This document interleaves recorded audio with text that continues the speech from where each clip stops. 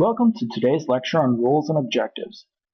This lecture is designed for the Game Simulation and Animation Design course at Lake Minneola High School. Our essential question for today is, how are rules and objectives critical to a game's fundamental structure? And we must first look at the game mechanics. Game mechanics establish the basis for interaction and gameplay.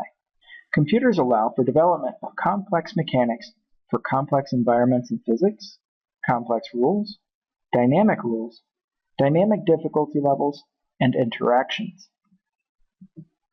Virtual realms represent physical objects, real or imaginary. This can include terrain, buildings, game objects, and animate objects. Virtual realms also provide dynamics to the world, such as physics and behaviors from AI. You can also get support interaction from graphics, audio, input devices, and networking. All of these are established by the core mechanics. Looking at the basis of gameplay, the core mechanics establish objectives that must be fulfilled by the player to advance the gameplay. The core mechanics establish the rules that must be obeyed by the player to perform specific tasks. The objectives within a game are goals that must be achieved for the player to gain experience within the game world.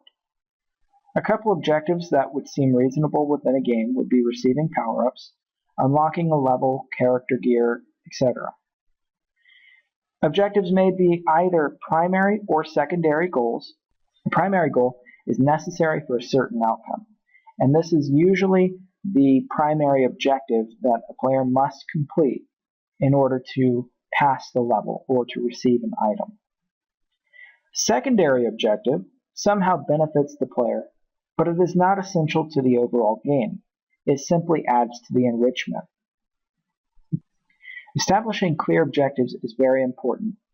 Games where the objectives are not always clear can quickly lose the audience's interest. One example is Fly Guy. It is a web-based game, and when you play the game, it has very few, if at all, self-explanatory objectives. Contrastingly, games with objectives that are clear tend to do better with their selected audiences. A great example of this would be Halo. Halo has a very clear primary objective throughout the entire game. So what are rules? Rules define what can and cannot be done. They are boundaries to the virtual world, such as does the map fall off, or is there a wall, fence, etc. You can also answer the question of what can a player do or not do within the game. For example, can the player jump 30 feet and survive? Next, you also have to define your object-character interactions. Does the player have the ability to touch things in the environment? Rules are also used to define the objective in a game.